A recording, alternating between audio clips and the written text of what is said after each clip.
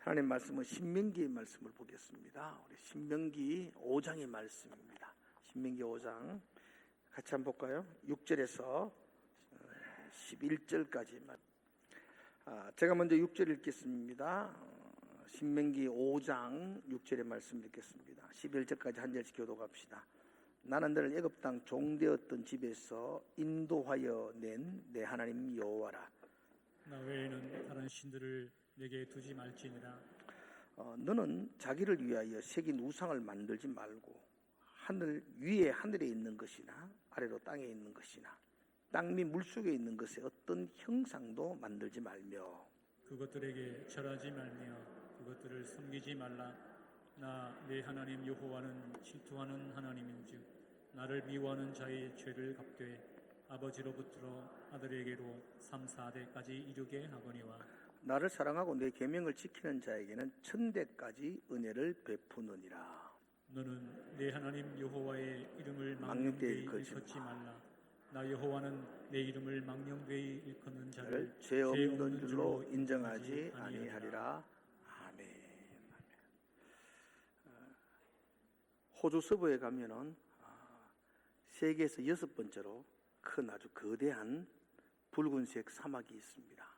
그레이트 빅토리아 사막이라고 이름을 붙여놓고 있습니다.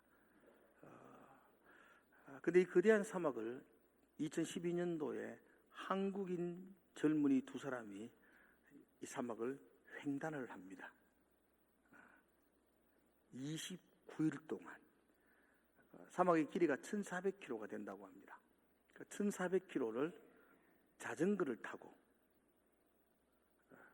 그럼 물이나 음식들은 자전거 뒤에 트레일러를 이렇게 실어가지고 거기에 거의 50kg가 넘는 짐을 싣고, 한 달을 살아야 되니까 그 짐을 싣고 자전거를 타고 그 사막을 횡단합니다. 그냥 이렇게 잘 깔려진 자전거 도로라면 뭐 그렇게 지나가는 것이 그렇게 어려운 일이 아니지만 모래사막 그곳에 자전거를 탄다는 것은 쉽지 않습니다. 타고 갔다기보다는 거의 끌고 갔습니다. 29일 동안 1400km 정도 하면 제가 이렇게 계산해 보니까 하루에 한 50km 정도를 갔다 그래요. 자전거 타시는 분들이 있는데 50km는요, 저 같은 경우도 2시간 탑니다. 2시간 타면 50km 정도 되는데 그 50km를 타고 갔다는 것은 그게 탔는 게 아니고 모래사막을 끌고 갔다는 거죠. 그러니까 얼마나 힘들었겠습니까? 예상외로 그 폭우가 쏟아지는 일이 많아가지고 막 자전거를 움직이는 게 더 힘들었다고 합니다. 그래서 예상보다 시간이 더 길어졌다고 합니다. 예상보다 시간이 더 길어지면, 며칠이 더 길어지면 문제는요, 음식입니다. 물. 하루에 얼마 먹을지, 1리터를 먹을지 다 계산해가 물을 담아왔고 음식을 담아왔는데 하루가 더 연장되면 하루는 굶어야 되는 거죠. 이틀이 더 연장되면 이틀을 굶어야 되는 거고. 그래서 거의 죽을 위기까지 오게 되었다. 그런데 지나가는 차량이 있어서 그 음식을 공급받아서 겨우 힘을 얻고 그 1400km의 빅토리아 사막을 횡단했다고 합니다. 그 젊은이들이 횡단하고 나서 주변 사람들이 그 젊은이들에게 첫마디 했던 말, 여러분 같으면 여러분이 그 젊은이를 만났을 때 제일 먼저 한 말 뭐라고 할까요? 니 미쳤나? 이렇게. 그 주변 사람들이 너 미쳤나? 그 일을 왜 했냐? 예? 도전 정신, 불굴의 의지 참 중요하지만 사막을 자전거를 끌고 한 달을 횡단한다는 것은 그건 보통 사람들이 듣기로는 미친 짓이었습니다. 제가 오늘 이 설교를 서두에 이렇게 하는 이유는 지금 이 설교를 듣는, 신명기의 설교를 듣는 이스라엘 백성들의 상황과 형편이 이와 유사하기 때문입니다. 두 젊은이는 자전거를 끌고 한 달을 빅토리아 사막을 횡단했습니다. 이스라엘 백성들은 40년을 사막과 같은 광야를 건너왔습니다. 지금 이스라엘 백성들은 40년 광야를 건너서 이제 약속의 땅인 가나안이 이 눈앞에 펼쳐져 있는 그 땅을 바라보는 모압이란 평지에 그들이 지금 와 있는 겁니다. 한 달을 사막을 걷는 사람들을 향해서도 야, 너 참 미쳤다. 이 말은 너 너무 힘들었겠지. 너 너무 수고했어. 죽을 고비를 얼마나 넘겼니? 라는 말이 담겨져 있는다면 40년을 그 광야길을 걸었던 그 백성들은 얼마나 어려움이 많았겠습니까? 생사를 오가는 위험이 얼마나 많았겠습니까? 그런 일들을 다 극복하고 그들이 지금 모압 평지에서 하나님이 주신 약속의 땅을 바라보고 있습니다. 그런데 그들의 수고와 힘듦과 역경은 이 광야 40년으로 끝나는 게 아니었습니다. 이제 그들은 하나님이 주신 땅을 들어가야 되는데 그 땅은 아무도 살지 않는 그런 무인도가 아니었습니다. 성경은 그 땅이 젖과 꿀이 흐르는 땅이라고 그랬습니다. 기름진 땅이었습니다. 여러분, 좋은 땅에는 힘센 사람들이 거주합니다. 그죠? 아무도 살지 않는 황막한 곳에는 쫓겨난 사람들이, 힘없는 사람들이 살기 때문에 그런 약한 땅입니다.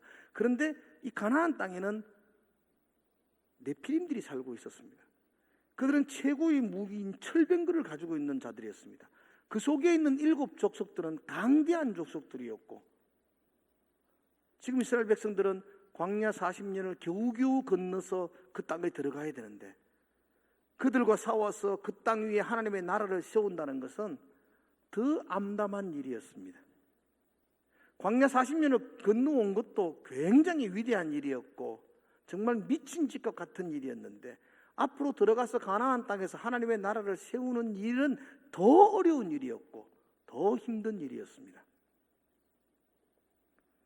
그렇게 어렵고 힘든 남아있는 일을 치루어야 되는 그 백성들을 향하여 하나님이, 그죠?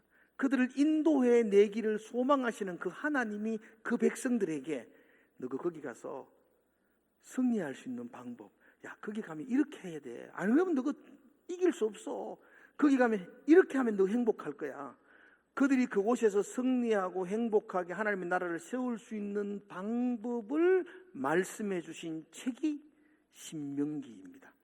모압 평지에서 지난 40년을 돌아보게 하고 앞으로 들어갈 그 약속의 땅에서 어떻게 너희들이 살아야지만이 승리할 수 있는지, 네 인생이 행복할 수 있는지를 말씀해 주는 책이 이 신명기입니다. 우리에게도 참 중요하죠. 우리도 지금 교회 안에서만 살라 그러면 괜찮아요. 식당 권사님들이 힘들어서 밥 하려고 하면 힘들지만 우리 내려가서 먹고 나면 되고 뭐 매일 하나님 찬송하면 되고 걱정할 게 뭐 있습니까? 하나님 예배하는데. 그런데 우리는 여기서 삶이 끝나는 게 아니고 우리의 삶은 나가서 살아야 됩니다. 직장 속에서, 사회 속에서, 가정 속에서 하나님의 나라를 세워야 합니다. 가나안의 7 족속이 도사리고 있는 저 세상 속에 우리도 나가서 그곳에서 하나님의 나라를 세워야 나가야 되는 사명을 가지고 있는 게 우리죠. 지금까지 신앙생활 한 것도 참 힘들고 어려운 역경 속에 왔던 것도 사실이지만 앞으로 우리가 정복하고 다스리고 세워야 될 하나님의 나라는 더 위대한 일이죠. 이스라엘 백성들에게 하나님이 신명기로 말씀하셨다면 오늘 우리도 들어야 되고 우리도 위로를 받아야 되고 우리도 셈을 얻어야 될 말씀이 바로 이 신명기의 말씀입니다. 근데 이 신명기가 좀 길어요. 30장까지 쭉 연결되어 있으니까 다 설명할 수는 없잖아요. 근데 하나님 너 약속의 땅에 들어가면 너 이렇게 살아야 돼. 이렇게 살면 승리할 수 있어. 이렇게 살면 네 인생 행복할 수 있어. 너 이렇게 살면 하나님 나라 세울 수 있어. 이 말을 쭉 펼쳐졌는데 이 말을 다 모아가지고 한마디로 딱 요약을 하면 이 신명기의 말씀을 딱 요약하면 뼈대와 같은 중심과 같은 하나님이 가나안 땅에 들어가는, 하나님이 세상 속에 나가는 저와 여러분들에게, 이스라엘 백성들에게 정말 하고 싶은 말, 딱 뼈대가 되는 하고 싶은 말이 있었어요. 혹시 그게 뭘까요? 십계명이에요. 십계명.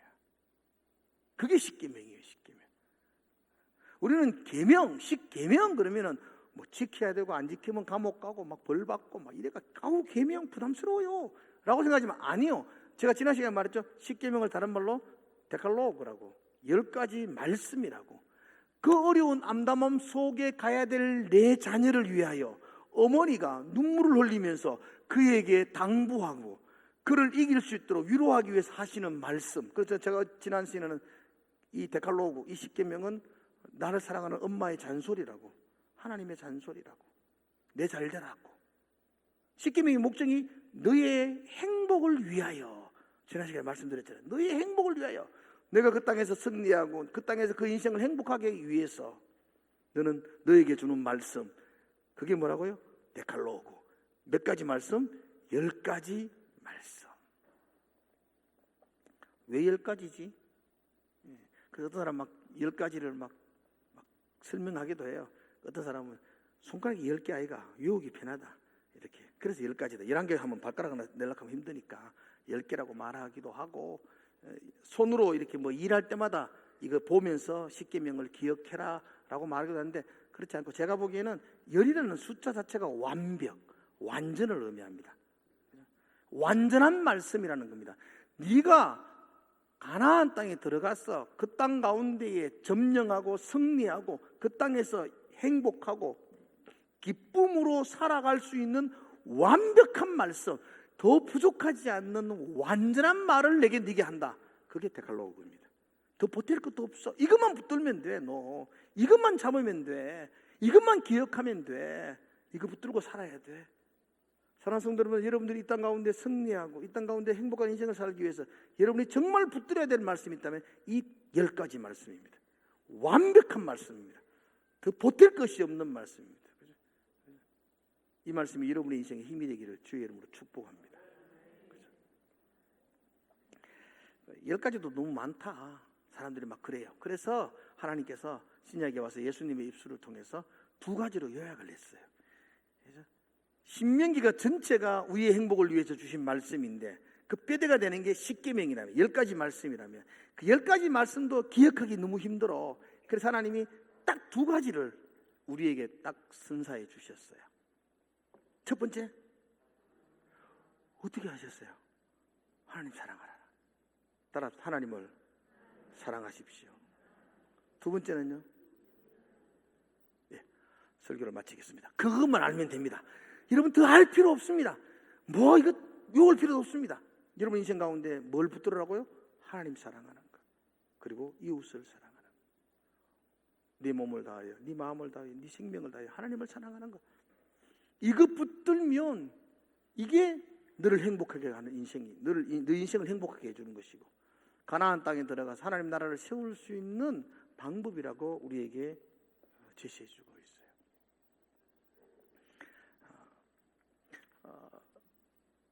그 행복한 인생, 그래서 승리한 인생을 하기 위해서 사랑해라 이렇게 말하는데요. 그리고 십계명은 그 사랑해라는 말을 더 설명하면서 이렇게 사랑해, 하나님을 이렇게 사랑해라는 방법을 설명해 주고 있어요. 그래서 오늘 1계명에서 3계명까지, 제가 오늘 10계명을 설교하는 게 아니고, 그죠? 이 땅의 행복을 위해서 그리스도인들이 어떻게 살아야 되는가에 대한 요점을 말하기 위해서 그 첫 번째가 하나님을 사랑하라는 건데, 하나님을 사랑하라는 것에 대한 10계명의 계명이 1에서 3계명까지 아주 간단하게 설명하고 있어요. 그래서 하나님을 사랑하는 방법, 그게 1계명, 2계명, 3계명이라는 겁니다. 자, 10계명의 세 가지 앞서 있는 계명들을 여러분들이 한번 외워볼까요? 첫 번째 계명, 시작. 방송실에서는 우리 성도님을 사랑해서 떼어주세요. 못 외우시는 분은 눈치껏 하셔야 됩니다. 자, 1계명 시작. 너는 나 외에 다른 신들을 두지 말라. 1계명이죠. 두 번째 계명은요, 시작. 너를 위하여 새긴 우상을 만들지 말고 그것들에게 절하지 말고 그것들을 섬기지 말라. 하늘에 있는 것이나 땅에 있는 것, 땅 아래에 있는 것, 어떤 형상도 만들지 말고 절하지 말고 섬기지 말라. 이게 하나님을 사랑하는 방법이에요. 나 하나님 사랑합니다. 너무 많이 사랑해요. 어떻게? 하나님 외에 다른 신을 내게 두지 않는 것, 그게 사랑하는 방법이고요. 우상을 만들지 않고 절하지 않고 섬기지 않는 게 두 번째 사랑하는 방법. 세 번째요. 세 번째. 시작. 너는 내 하나님 여호와의 이름을 망령되게 부르지 말라. 이 하나님 이름을 망령되게 부르지 않는 것, 이게 하나님을 사랑하는 방법이라는 겁니다. 첫 번째 방법은 너는 나 외에 다른 신을 내게 두지 말라 그랬어요. 여기서 너는 나 외에 다른 신을. 너는 그 모압 평지에 있는 이스라엘 백성들을 말하죠. 우리들을 말해요. 하나님이 우리에게 너 누구 외에? 하나님 외에, 하나님 외에 다른 신들을 두지 마라 이렇게 말해요. 네 마음에, 네 앞에 하나님 외에 다른 신들을 두지 마라. 지금 이제 이스라엘 백성들은 요단강을 건너면 가나안 땅으로 들어가요. 그 가나안 땅 안에는 수많은 신들이 있어요. 너 그 신들을 네 마음에 두면 안 돼. 그게 하나님 사랑하는 방법이야. 그게 네가 승리하는 방법이야. 그것이 네가 행복한 인생을 꾸려가는 방법이야.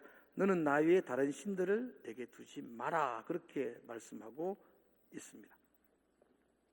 우리는 이것을 한마디로 우상이라고 말합니다. 우상이 뭐라고 정의하면 되죠? 우상은요, 하나님보다 더 사랑하는 그 모든 것들을 우상이라고 말합니다. 하나님보다 더 사랑한다는 말은 좀 쉽게 말하면 네 사는 목적이 하나님이 아니고 이거라면 그게 우상이라는 겁니다. 네가 오늘 행동하는 네 삶의 방향이 하나님이 아니고 다른 거라면 그게 너의 우상이 된다는 거죠. 하나님 외에 더 사랑하는 모든 것들이 우상이라고 말합니다. 그렇다면 여러분들에게 우상이 있나요? 가슴 속에? 없죠. 하나님 사랑하죠. 따라합시다. 하나님 사랑합니다. 아주 많이 사랑합니다. 자신 없어요? 다시 아주 많이 사랑합니다. 그게 우리의 신앙이죠. 근데 자세히 보면 하나님을 알지 못하는 사람들에게는 하나님이 아닌 다른 사랑하는 것들이 많이 있음을 봐요. 사진 한번 볼래요? 이 사진이 뭔지 아세요? 무슨 사진 같아요? 소상하죠. 황금송아지 형상입니다. 황금소. 저기 어딘지 아세요? 뉴욕 맨하탄에 가면 월스트리트 정권거래소 앞에 상징으로 만들어 놓은 조형물이에요.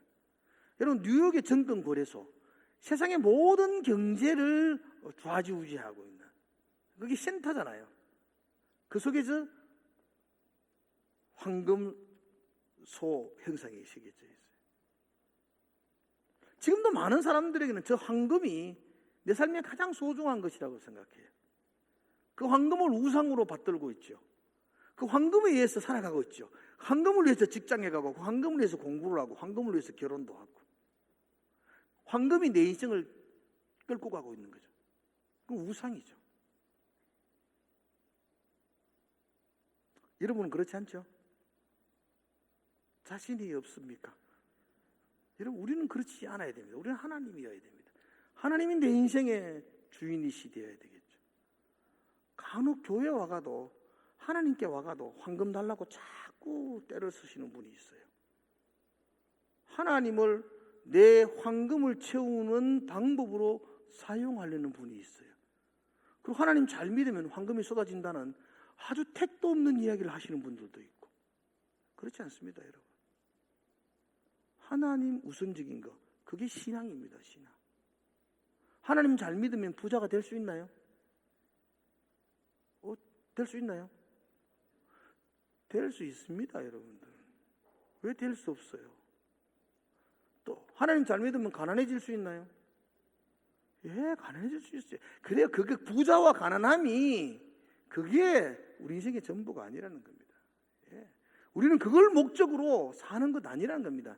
내 아파트 평수 더 넓히는 게 내 인생의 목표가 아니라는 겁니다. 우리는 하나님 섬김, 하나님 붙드는 거, 그게 목표라는 거죠.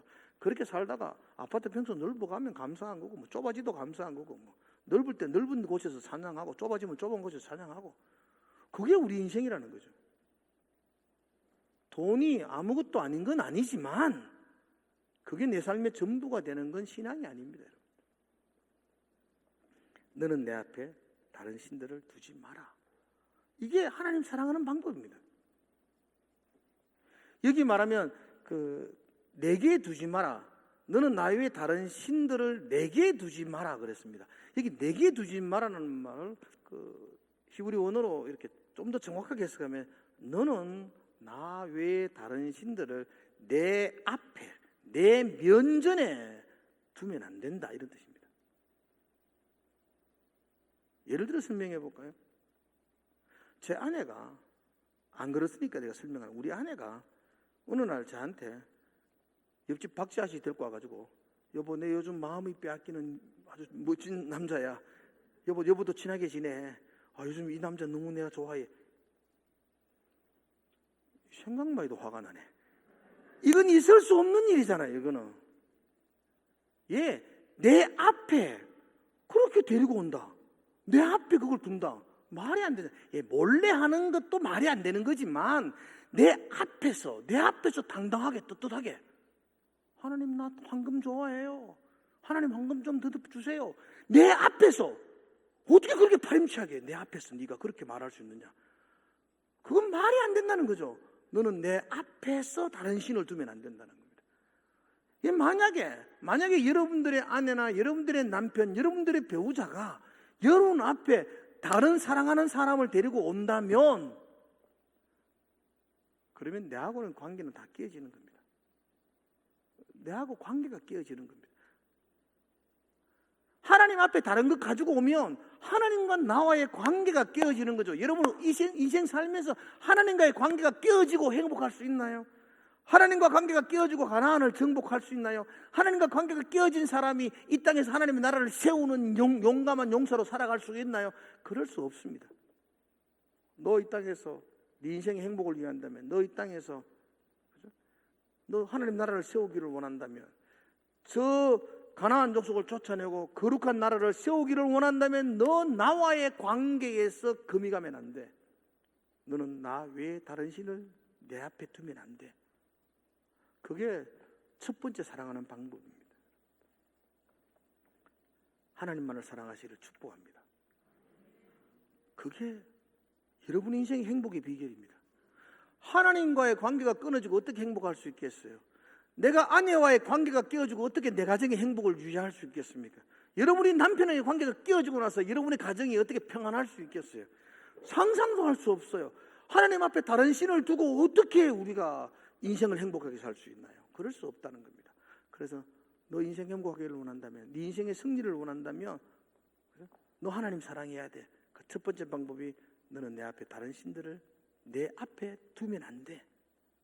그렇게 말씀하고 있습니다. 두 번째 방법입니다. 두 번째 계명은 두 번째 방법을 말하는데, 두 번째 방법은 우상을 만들지 말며 절하지 말며 섬기지 마라, 그렇게 말합니다.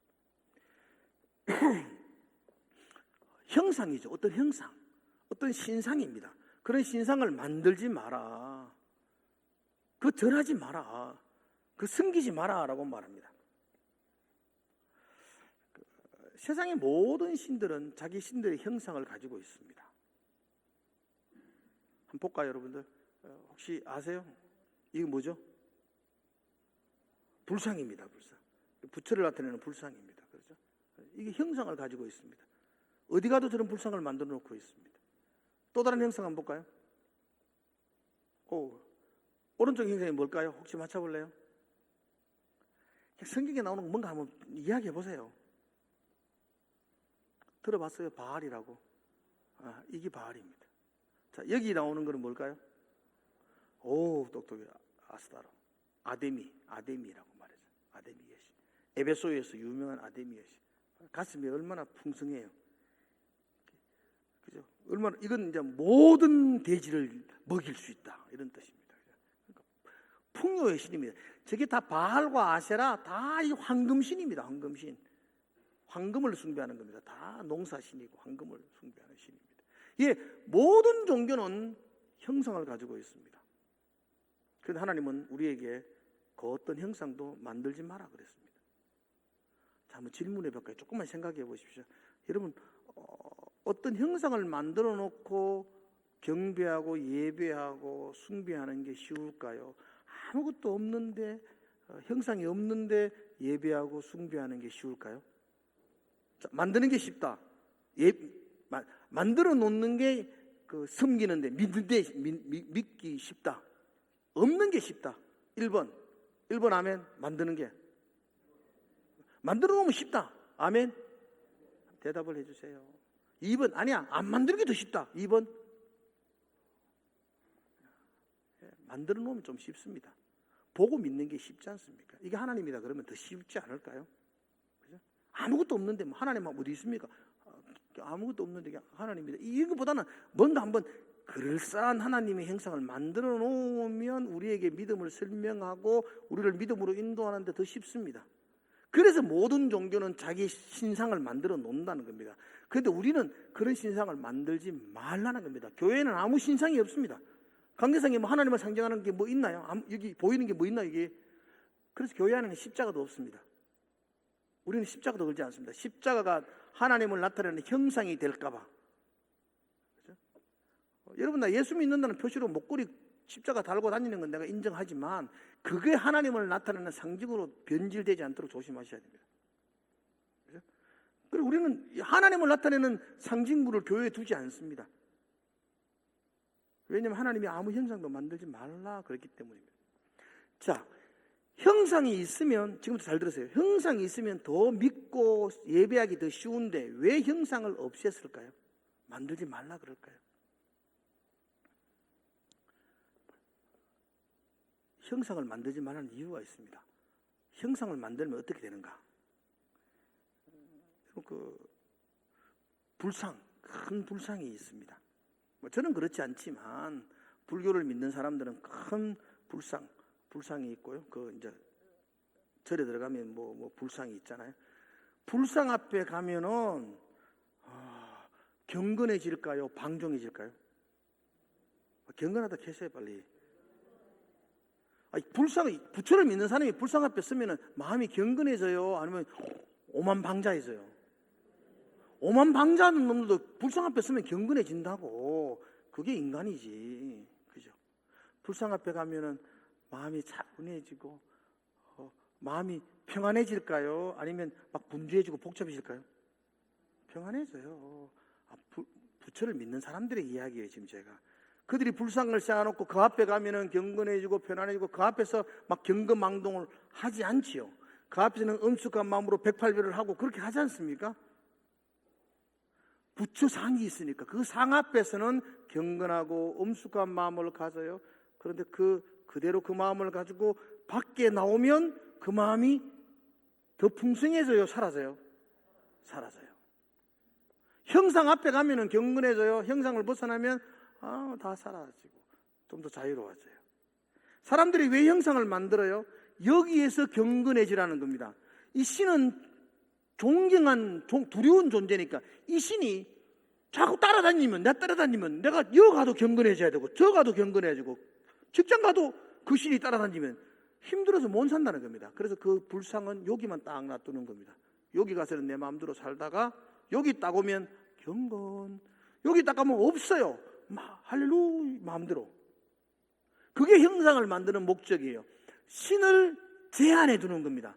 내 반경 안에 제한해 두는 겁니다. 그리고 나는 거기에 와서 섬기고 나가서는 또 좀 자유롭게 막 돌아다니고. 하나님은 이거 싫다는 겁니다. 형상 만들지 마. 나는 온 우주 만물, 온 천지에 충만한 사람이야. 나는 교회만 있는 게 아니라, 여러분 교회 와서는 경건한데 직장 가서는 그 경건이 사라지는 것은 부처 믿는 사람입니다. 교회 와서 경건한 마음이 가정에 가서도 동일한 경건한 마음이고 이웃들 속에도 동일한 경건한 마음이 됩니다. 왜냐하면 하나님은 온 우주 만물에 충만하신 분이기 때문입니다. 형상이 없습니다. 종교개혁을 일으켰던 개혁자들이 가장 피를 토하며 외쳤던 슬로건이 있습니다. 코람데오라고. 한번 따라합시다. 코람데오. 무슨 뜻이죠? 하나님 앞에서. 내가 어디 있든 간에 하나님 앞에 있는 것으로. 부처 신상이 절에만 있는 게 아니고 하나님은 어디든 나와 함께 하신다는 거예요. 그 마음, 그게 개혁자의 마음입니다. 형상을 만들지 마라. 왜냐하면 모든 게 하나님이다. 모든 게. 모든 만물이 하나님이고 모든 만물 위에 충만하신 분이 하나님이다. 그 마음을 가지고 하나님께 예배하는 게 그게 하나님을 사랑하는 마음입니다. 교회 와서만 사랑하고 나가서는 안 사랑하고 이건 내 사랑하는 것 아니야. 너는 어디에 어떤 상황 어느 곳에 있든지 나를 사랑해야 돼.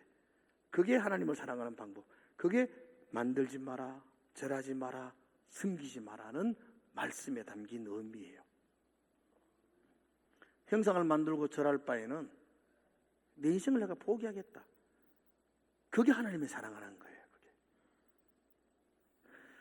서울 동작구에 가면은 숭실대학교가 있습니다. 혹시 들어보셨어요? 굉장히 좋은 학교입니다. 하나님을 섬기라, 숭배하고 실, 말씀을 실천하자. 그런 의미로 숭실, 하나님 섬기고 말씀 실천하자. 너무 멋진 이런 것 같아요. 숭실대학교. 그 대학을 설립하신 분이 베어더 선교사님입니다. 그 베어더 선교사님, 우리 교회를 세웠던 선교사님 이름이 뭘까요? 그 정도는 아세요. 아니와 선교, 아담스 선교사님, 제이 아담스 선교사님. 그 제이 아담스 선교사님의 누나의 남편이 그 베어더 선교사님. 그 베어더 선교사님이 대구 사역을 처음 시작하셨고 서울 교육 사역으로 옮기시면서 아니와 선교사님을 초빙해서 같이 사역을 했었는데요. 그 베어더 선교사님이 숭실대학교를 세웠어요. 그리고 숭실대학교가 보통이 아니고요. 우리나라 최초의 4년제 대학입니다. 우리나라 최초의 4년제 대학 체계를 만든 게 그게 숭실대학교입니다. 숭실학당으로 시작해서 숭실대학교로 갑니다. 당시로는 최고의 학교였습니다. 그러던 그 학교가 1938년도에 스스로 문을 닫고 폐교를 선언합니다. 재정이 악화되어서 그런 것도 아니고요. 학생들의 모집이 안 돼서 그런 것도 아니고 학교 자체에서 가장 왕성하게 교육열을 펼쳤던 그때에 스스로 학교 문을 닫고 폐교를 선언했습니다.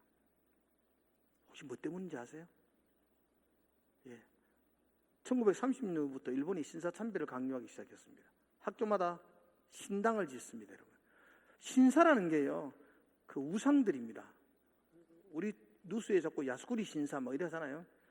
전쟁에 죽었던 그 영웅들의 영혼을 모셔놓은 게 야스쿠니 신당이고, 그 동네마다 신당이 있어요. 그런 것처럼 한국에도 학교에도 신사를 세워놓고, 그럼 온 백성들을 다 거기 절하라 그래요. 학교는 그렇게 할 수 없다. 우리는 기독교 이념으로 세워졌기 때문에 신사를 만들 수도 없고 거기 절할 수도 없고 섬길 수도 없다.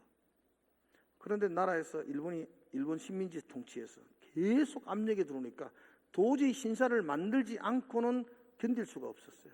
그래서 총장과 임원진들이 결정한 것. 그러면 학교 없애겠다. 우리가 신사에 참배할 바에는 학교를 없애겠다. 그래서 1938년도에 스스로 폐교를 선언하고 문을 닫아버렸어요. 해방이 되는 54년도까지 스스로 문을 닫고 학교를 없애버렸어요. 하나님께 절하지 않겠다, 그 우상에게 절하지 않겠다는 마음, 하나님만을 섬기겠다는 마음, 참 대단한 마음이 아닌가. 그게 하나님을 사랑하는 마음이다. 그렇게 말씀하고 있습니다. 십계명 첫 번째 가르침이 하나님 사랑해라 이런 말입니다. 어떻게 사랑해야 됩니까? 하나님을 외에는 다른 신을 그 앞에 두면 안 된다. 어떻게 사랑해야 됩니까? 우상을 만들지 말며 절하지 말며 섬기지 않는 것, 이게 하나님을 사랑하는 거다. 그렇게 말합니다. 세 번째 말하는 것이 너는 내 하나님 여호와 이름을 망령되이 부르지 마라. 하나님의 이름에 대한 가르침입니다. 여러분, 하나님의 이름은 굉장히 중요하게 취급합니다. 주기도문 한번 외워보실래요? 주기도문 어떻게 말하죠? 처음에 하늘에 계신 우리 아버지. 하늘에 계신 우리 아버지는 그 부르심입니다. 하나님, 내가 하나님께 기도합니다. 이런 말이에요. 그리고 첫 번째 강구. 주기도문 6개의 강구로 되어져 있는 기도문인데요. 첫 번째 강구가 뭐죠? 이름이 거룩히 여김을 받으시오. 내 인생 사는 기도의 첫 번째 제목이 하나님의 이름이 거룩해지는 겁니다. 하나님의 이름을 망령되이 부르지 않는 게 내 인생의 첫 번째 기도입니다. 두 번째 기도가 나라가 임하옵시며, 하나님의 나라. 세 번째, 뜻이 하늘에서 이룬 것 같이 뜻. 그러니까 여러분, 하나님의 나라, 하나님의 뜻, 그보다 더 우선적으로 저희들이 바라보고 기도해야 될 게 있다면 하나님의 이름입니다. 하나님의 이름이 우리로 말미암아 망령되이 일컬어지지 않기를 소망하며 기도해야 됩니다. 하나님을 사랑하는 방법이 뭐냐? 말로만 사랑하는 게 아니고 하나님의 그 존재 자체이신 그 이름이 망령되게, 헛되게, 경솔하게 취급되지 않도록 하는 것, 그게 우리가 해야 될 일입니다. 그게 하나님을 사랑하는 방법입니다. 망령되이는 뭐냐? 그 망령되이는 말은 쉽게 말하면 우리가 뭐 노망났네 이런 말 하잖아요. 망령났나 이런 말 하잖아요. 늙었어 이치에 맞지 않는 행동이나 말을 하는 경우, 그걸 망령이라 그렇게 말해요. 하나님의 이름을 망령되게, 헛되게, 경솔하게 그렇게 취급하는 것은 그건 하나님 사랑은 아니라는 겁니다. 너 정말 하나님 사랑하다면 너 하나님의 이름을 거룩하게, 망령되이 일컬지 말라 그렇게 말합니다. 사실 동양 사상 속에 살아가고 있는 우리들에게는 이 말이 그렇게 거부감이 없습니다. 우리는 우리 아버님의 이름조차도 함부로 하지 않잖아요. 그죠? 아버님 조남이 무엇입니까? 라고 말하면, 그죠? 저 같은 경우는 성자, 호자를 사용하십니다. 이렇게 말하잖아요. 그죠? 우리 딸님이 잘 들어. 어제 내보고 김종호이 하는데, 그래서 막 이놈을 짰어 이렇게 해요. 응? 김자, 종자, 은자 뭐 이렇게 하는데, 그렇게 말하는 건 그게 존경하는 게 아니잖아요. 우리는 딸하고 너무 친해서 그렇게 이야기합니다, 여러분들. 그건 오해하지 마시고. 아무튼 우리가 우리 아버님의 이름을 부를 때에도 그렇게 함자를 함부로 하지 않으려는 마음이 가지고 있다면, 하나님은 표현할 수 없는 분이잖아요. 하나님의 이름을 함부로 만홀히 부른다는 건 있을 수가 없다 그렇게 말합니다. 서양에서 하나님의 이름에 욕으로 사용되는 경우들이 많잖아요. 기독교인들은 그렇게 안 한대요. 서양에서도 영어권 사용하는 사람도 기독교인들은 그런 단어를 안 쓴대요. 쓰면 안 된대요 그게. 근데 영어도 잘 모르는 우리가 지금 자꾸 그런 단어를 쓰더라고 보니까. 하나님의 이름이 우리를 통해서 경솔하게 헛되이 불려지지 않는 것. 하나님은 하나님의 백성들이 하나님 자신의 이름을 어떻게 취급하는지에 대해서 관심 있게 바라보십니다. 하나님을 사랑한다는 게 무엇입니까? 그 이름을 존귀하게 여기고 거룩하게 여기는 것이라고 말씀하고 있습니다. 자, 시간이 없어서 말씀을 마치겠습니다. 이스라엘 백성들은 지금 이제 가나안 땅에 들어가야 됩니다. 그 길은 그냥 차지하는 땅이 아닙니다. 정복하고 다스려야 되는 땅입니다. 그 속에 하나님의 나라를 세워나가야만 합니다. 지나왔던 그 시간보다도 더 힘든 일이 그들에게 놓여져 있을 겁니다. 그들을 사랑하는 하나님은 그들이 그 땅에서 승리하고 그 땅에서 기쁨을 누리고 그 땅에서 행복을 누리기 위하여 그들에게 하셨던 그 당부의 말씀이 있습니다. 데칼로그입니다. 제가 지난 시간에 나를 사랑하는 어머니가 나를 향한 잔소리가 있었던 것처럼, 나를 사랑하는 하나님이 너 이렇게 잔소리하고 있는 그 말씀이 완벽한 말씀이 데칼로그의 말씀이죠. 그 말씀의 첫 번째 가르침은 하나님을 사랑해라. 그 땅에 들어가면 수많은 어려움들이 있을 건데 너 붙들어야 될 게 있다. 하나님을 사랑해라. 그러면 네 인생은 행복해질 것이다. 하나님을 사랑해라. 그러면 네가 승리하게 될 것이다. 하나님을 사랑해라. 그러면 네가 했던 모든 것들이 이루어지게 될 것이다. 하나님은 그렇게 우리에게 약속해 주고 있습니다. 오늘은 소유로 문답 44번째거든요. 44번째인데요. 한번 잠깐만 읽어볼게요. 제가 시간이 없습니다. 제가 문제만 읽어보겠습니다. 여러분 답을 한번 읽어보세요. 십계명의 서문이 우리에게 가르치는 것은 무엇입니까? 우리에게 가르치는 것은 하나님께서 주도 되시고 우리 하나님도 되시고 우리 구속자가 되시는 고로 우리가 마땅히 그의 계명을 지켜야 한다는 것. 예, 십계명의 서문, 십계명의 중심이 뭐냐?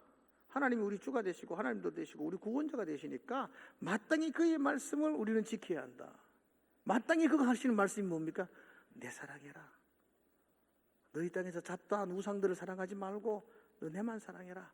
그러면 네 인생은 행복으로 인도될 거야. 네 인생은 승리로 인도될 거야. 내가 너를 인도할 거야. 네가 내 사랑하지 않으면 네하고 관계가 끊어져 버리는데, 그러면 내가 너를 어떻게 인도하겠어? 이 광야 땅에 네 혼자 가나안 땅에 들어가면 네가 그 속에서 승리할 수 있겠어? 너 판판히 실패하게 될 거야. 나를 사랑해라. 그럼 내가 너의 삶을 인도할 거야. 그렇게 약속해 주고 있습니다. 한 주간 동안도 하나님 사랑하시는 그런 저와 여러분들의 삶이 되시기를 주의 이름으로 축복을 드립니다. 기도하겠습니다. 사랑하는 나의 하나님 아버지, 오늘도 주님 사랑합니다, 아주 많이 사랑합니다, 그 고백 붙들고 한 주간을 달려갈 수 있도록 하나님 인도하여 주시옵소서. 너 나만 사랑해. 그럼 내가 네 인생 완벽하게 인도할 거야. 너 나만 사랑해. 내가 너와 함께 할 거야. 그렇게 약속하시는 그 하나님의 잔소리 같은 말씀, 그 말씀이 우리의 가슴 속에 잊혀지지 않게 하시고 그 말씀 붙들고 달려가게 하여 주시옵소서. 예수님 이름으로 기도드려옵나이다.